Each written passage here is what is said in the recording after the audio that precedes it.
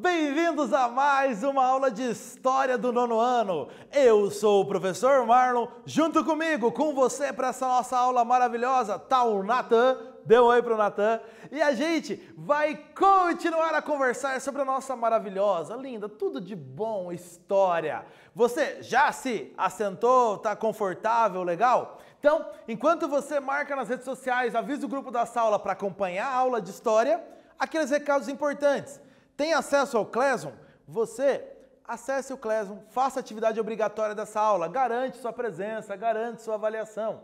Você que com todo aquele capricho do mundo, que a galera até me manda, mostra nas redes sociais, faz as atividades no caderno ou as atividades impressas da escola, lembre-se de marcar o melhor momento na sua escola para entregar com tranquilidade e segurança essas atividades, também ter a sua presença, também ter a sua avaliação.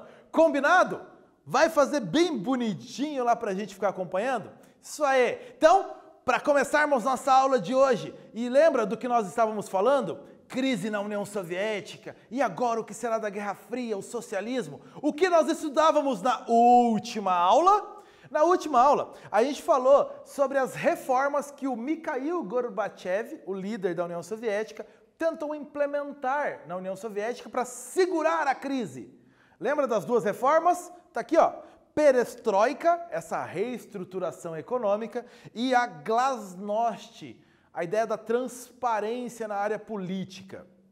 Principalmente essa glasnost vai dar um monte de efeitos depois aí na União Soviética, no bloco socialista, que você vai acompanhar nessa e na próxima aula. Então, reformas importantes que mexeram com esse bloco socialista aí em volta da União Soviética. E é um pouco disso que nós vamos falar hoje. O que nós vamos conversar hoje? Vamos analisar essa separação da Alemanha em duas, oriental e ocidental. Lembra que você já viu isso em aulas anteriores. E ainda as características dessa separação até o fim e a reunificação da Alemanha. Vamos chegar até entender como a Alemanha voltou a ser uma só. Para começar nossa aula com tudo, dê uma olhada nessa mulher que aparece na sua tela aí do lado esquerdo. Você sabe quem é essa mulher? Conhece ela? Já viu na TV, internet, em algum lugar, rede social? Você sabe que função essa mulher desempenha? Cara, ela é uma das mulheres, uma das pessoas mais influentes do mundo hoje. Uma das pessoas mais ouvidas do mundo para os principais assuntos em destaque. Essa mulher é Angela Merkel. Ela é chanceler, ela é a chefe de governo da atual Alemanha e ela está no cargo desde 2005. Então ela é quem lidera o governo alemão desde 2005, com mandato aí até 2021. Ela lidera a Alemanha, que hoje é o país mais rico da Europa. E aí você pare, a Alemanha hoje é o país mais rico da Europa, quarta maior economia do mundo. Sim, é. Mas a Alemanha não estava destruída depois lá da Segunda Guerra Mundial, foi dividida? Como esse processo de enriquecimento? Um pouco disso a gente vai falar na aula de hoje, questões boas para você ir estudando aí sobre esse crescimento econômico da Alemanha pós Segunda Guerra Mundial. Vamos tratar um pouquinho hoje. Contexto da Alemanha para você entender. Lembra? Conferência de Potsdam, julho, agosto de 1945, final da Segunda Guerra Mundial. Entre as decisões tomadas, decidiu-se pela divisão do território alemão em 4 zonas de ocupação. Entre os vencedores. Além do território alemão, foi dividido também Berlim, a capital, nas mesmas 4 zonas de ocupação. Quais os países que dividiram? Vamos lá? União Soviética, Inglaterra, França e Estados Unidos. Muito bem, tá lembrando das nossas aulas. Então eles dividiram, eu marquei para você. Depois de um tempo, inclusive, os 3 países capitalistas, Inglaterra, Estados Unidos e França, uniram a sua área de ocupação e no mapa que a gente destacou do lado esquerdo. Do lado direito, a área de ocupação soviética, onde está Berlim, aqui em destaque para você mais do lado direito, as 4 zonas de ocupação da capital Alemanha. Então a cidade foi dividida também. E depois, de novo, os 3 países capitalistas, Estados Unidos, Inglaterra e França, uniram as suas áreas de ocupação aí, tornando a Alemanha e Berlim dividida em 2, oriental e ocidental. Aqui as bandeiras da Alemanha dividida para você, então não havia uma bandeira da Alemanha, duas. Bandeira da Alemanha Ocidental e da Alemanha Oriental, para você, muito parecidas, a não ser o símbolo muito ligado ali à União Soviética, ao socialismo, na bandeira da Alemanha Oriental. Lembra que você já teve aula sobre isso, então agora é bem bom para você relembrar. Nas duas primeiras décadas da existência a República Federal da Alemanha, ou, pra gente que é íntimo já, a Alemanha Ocidental, viveu um período de extraordinária prosperidade, conhecido como Milagre Alemão. Então, a Alemanha Ocidental, prosperidade muito forte. Ainda, a economia, por que essa Alemanha Ocidental teve um crescimento muito forte? A economia foi auxiliada pelo Plano Marshall, lembra? A ajuda econômica dos Estados Unidos para a reconstrução dos países da Europa pós-guerra.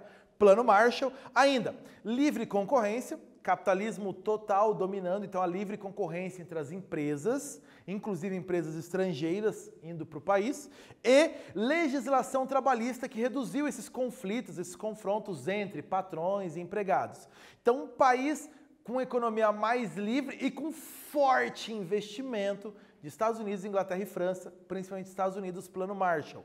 Isso possibilitou o crescimento, então, o crescimento econômico dessa Alemanha Ocidental. A Alemanha Ocidental tinha boas taxas de crescimento econômico, redução da taxa de desemprego, redução da inflação. Tudo perfeito. Em contrapartida, a Alemanha Oriental, ela progredia muito lentamente, lembra, ajudada pela União Soviética. E o que começou a acontecer? População da Alemanha Oriental fugindo para a Alemanha Ocidental. A população de Berlim Oriental fugindo para Berlim Ocidental, porque tinha melhores taxas de crescimento. Para evitar essa fuga de alemães, principalmente na cidade de Berlim, em 1961, a Alemanha Oriental ordenou e iniciou a construção do Muro de Berlim, um muro para separar, então, os dois lados antagônicos, os dois lados diferentes da cidade, o lado socialista do lado capitalista. Muro de Berlim. Aqui uma foto de satélite, uma imagem de satélite, que mostra a cidade de Berlim, a região metropolitana aí de Berlim, e mostra, está em destaque na sua tela, chega mais perto você vai ver, tem uma linha amarela no meio ali. Então, uma separação em amarelo que é exatamente para destacar para você aonde passava o muro de Berlim. Então, por onde ele passava esse muro, dividindo Berlim Oriental de Berlim Ocidental, o muro, então, fazendo essa divisão aí para você em destaque em amarelo. Então, a localização do muro. O muro, só na região metropolitana de Berlim, tinha 43 quilômetros de extensão. E tinha mais de 300 torres de vigia. Lembra? Essa imagem, inclusive, você viu na aula sobre Muro de Berlim. Ah, perdeu? Volta lá que você vai acompanhar. E tem toda a explicação ali sobre como funcionavam as torres de vigia que tinham principal função: impedir a tentativa de fuga dos alemães de Berlim Oriental para Berlim Ocidental. Mais de 300 torres de vigia na cidade. Quiz para você, agora que a gente falou bastante sobre a construção do muro, por que ele foi construído, relembrei com você, relembrei esse crescimento econômico da Alemanha Ocidental, e por falar nela, qual o nome oficial da Alemanha Ocidental? Responde aí.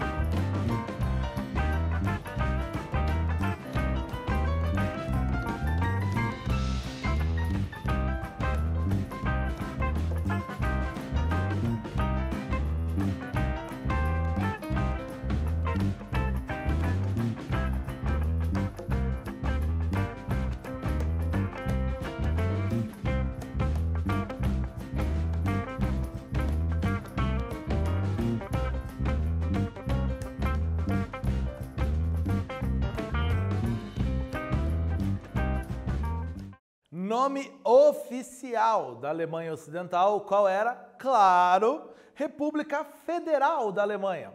O República Democrática da Alemanha era Alemanha Oriental e República da Alemanha Capitalista não existe, isso não sei que lugar é este. Para a gente continuar, lembra da Glasnost, aquela reforma política para dar mais transparência na União Soviética, que nós já falamos na última aula? Então, que ela possibilitou as pessoas voltarem a discutir os problemas sociais, econômicos, políticos do país, debater temas que até então eram proibidos. Essa reforma, essa Glasnost, essa permissão de debates na sociedade, no final dos anos 80, ela incentivou, então, os habitantes da Alemanha Oriental a debaterem os seus próprios problemas. E a partir desses debates, dessas conversas, a Alemanha Oriental organizou um movimento popular exigindo melhor qualidade de vida e exigindo democracia. Então, essa transparência política dada pelo governo da União Soviética influenciou os demais países do bloco socialista da União Soviética, inclusive a Alemanha Oriental. Então, movimento popular pedindo democracia, melhor qualidade de vida. Os protestos basicamente agora voltaram a acontecer. O lema desse movimento era, está em alemão, leia comigo, Wir sind das Volk, ou Nós somos o povo. Repara que é um movimento de cunho popular mesmo, dizendo o povo tem que ser ouvido nas questões que envolvem a nossa vida. Então, é um movimento pedindo essa união do povo da Alemanha para melhor qualidade de vida, por mais democracia. Aqui até está uma pichação desse movimento em Berlim Oriental, mostrando ali a pichação do movimento Wir sind das Volk. Nós somos o povo. Quem entende alemão, ele dá uma olhada geral na mensagem que está sendo colocada, ou printa a tela, procura depois a tradução. Mas é uma pichação do movimento que exigia, então, que as autoridades devessem ouvir o povo e melhorar a qualidade de vida do povo. Um dos resultados, ou o principal resultado desse movimento, Nós Somos o Povo, foi a queda do Muro de Berlim. O movimento foi ganhando corpo, foi ganhando força, até que no dia 9 de novembro de 1989, 9 de novembro de 1989, o povo alemão derrubou o Muro de Berlim, que é esse principal símbolo da Guerra Fria. Não é que derrubou o muro inteiro, mas o povo tomou conta do muro e o muro passou a perder a sua utilidade de separar as Alemanhas, separar as duas partes de Berlim. O muro não tinha mais utilidade. Você tem na imagem aí a população sobre o muro, tomando conta do muro. O muro agora era da população, perdeu seu efeito. A queda do Muro de Berlim, no dia 9 de novembro de 1989. A imagem ilustra isso bem para você. Essa população, mais uma imagem do mesmo local, então, mostra a população sobre o muro, em frente ao portão de Brandemburgo, que é um símbolo, um ponto turístico da cidade de Berlim, como se fosse a entrada principal da cidade, o portão de Brandemburgo, os principais pontos turísticos, símbolo histórico de Berlim, da Alemanha. Então, a população em frente ao portão de Brandemburgo, tomando conta do muro. Repara, a população em volta e sobre o muro. O muro não tem mais utilidade, é o fim do Muro de Berlim, o fim dessa separação, capitalismo, socialismo do mundo. Mikhail Gorbachev, esse líder da União Soviética, ele concordou então a partir daí em tirar da Alemanha Oriental as tropas soviéticas que estavam lá controlando o país. Então, tirou-os. Fim do Muro de Berlim, saem as tropas soviéticas. E em março, dia 18 de março de 90, 4 meses depois, eleições livres na Alemanha.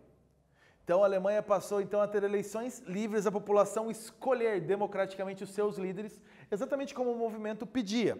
E em julho de 90, então foi realizada essa união monetária e econômica entre as duas Alemanhas. Então a união econômica, os dois países passavam a ter uma única economia e uma única moeda. A moeda da Alemanha Ocidental prevaleceu, o marco alemão, que foi usado até 2002, quando foi substituído pelo euro. Hoje a moeda da Alemanha, como da União Europeia, o euro. Então, unificação das moedas ainda aí no meio do ano de 1990. 3 de outubro de 90, 11 meses após a queda do Muro de Berlim, é a data oficial da reunificação da Alemanha. A Alemanha voltava a ser um país só, depois de 55 anos dividida ali por aquelas zonas de ocupação. A data da queda do muro, 9 de novembro de 1989, ela é um símbolo da história mundial recente, é um marco histórico, porque acabou com essa ordem mundial bipolarizada. Acabou a ideia do capitalismo, socialismo, divisão do mundo em dois, aquelas influências da Guerra Fria. Acabaram com o fim do muro. Então, o muro representava essa divisão do mundo, na verdade, não era só a cidade de Berlim, um mundo dividido entre os que apoiam o capitalismo, os que apoiam o socialismo e essa ameaça constante de confrontos. O fim do muro representa uma integração mundial, um caminho para a paz até, como foi proposto. O lado ocidental recebeu grande onda imigratória, porque lembra, a Alemanha Ocidental com melhor desenvolvimento econômico, sem o muro, muita gente do lado oriental passou para o lado ocidental em busca de melhores condições de vida. Tem um texto para você agora, para fazer esse exercício, que é quase um relato aí da queda do muro. Então, acompanha comigo a leitura. Noite de 9 de novembro de 1989. A multidão começara a se reunir pouco depois das 7 da noite. Às 10 horas, já estavam a poucos passos os guardas formados para enfrentá-las. A multidão de vozes gritava em uníssono: "Abram! Abram!" Do outro lado do muro, vinha um grito de resposta de uma multidão igualmente turbulenta de alemães ocidentais: "Venham! Venham!" Então repara que uma população que queria passar pelo muro e o lado ocidental para recebê-los. Queremos unificar a Alemanha. Venham, vamos tornar o país um só. Então, aponte um fator externo e um fator interno que contribuiu para a queda do Muro de Berlim.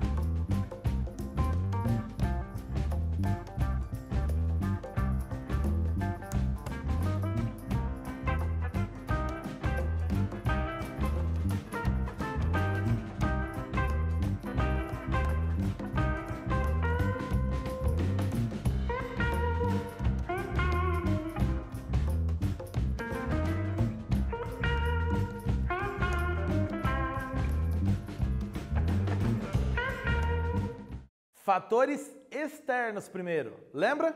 Glasnost, aquela reforma de transparência econômica do Gorbachev na União Soviética, que possibilitou esses debates políticos. Esse poder de agora conversar sobre os problemas, debater, a população poder exigir condições melhores para a sua vida, isso é uma influência externa para esse movimento que levou à queda do Muro de Berlim. E, internamente, a mobilização da população, desse movimento popular, em torno desse movimento, dessa causa que exigia melhor qualidade de vida e que exigia democracia. Essa causa, esse movimento, ganhou o nome de Wir sind das Volk, ou Nós somos o povo. Reparou a ideia de união, todos com o mesmo propósito, então. Esse é o fator interno, com relação ao fator externo, a Glasnost lá da União Soviética. Ok? Tranquilo? Respondeu parecido com isso? Boa, criança! Pra gente continuar, como está a Alemanha? Hoje, atualmente, está aí a bandeira da Alemanha pós-reunificação. Você tem aí, foi mantida a bandeira da Alemanha Ocidental. E a Alemanha hoje é uma república federativa com um governo parlamentarista. A líder hoje do país, Angela Merkel, ela é a chamada chanceler, a líder, a chefe de governo, é escolhida pelo parlamento do país. E nessa república federativa. Então, um governo aí, na parte da república federativa, parecido com o do Brasil, mas com um sistema parlamentarista de governo. A capital, Berlim, manteve essa capital da Alemanha Oriental como capital, Berlim. A população atual é de cerca de 83 milhões de pessoas, é uma população grande para o território. A moeda oficial é o euro, que substituiu depois o marco lá da reunificação. A atual líder, como a gente falou, você viu a imagem dela, pode pesquisar, Angela Merkel, uma das pessoas mais influentes do mundo. E a Alemanha é a maior economia da Europa, é apontada como a quarta maior economia do mundo, o quarto país mais rico do mundo, com um PIB estimado em 3 trilhões e 435 bilhões de euros. É bastante dinheiro, maior economia da Europa, o país mais rico da Europa. Criança, o que você aprendeu na aula de hoje?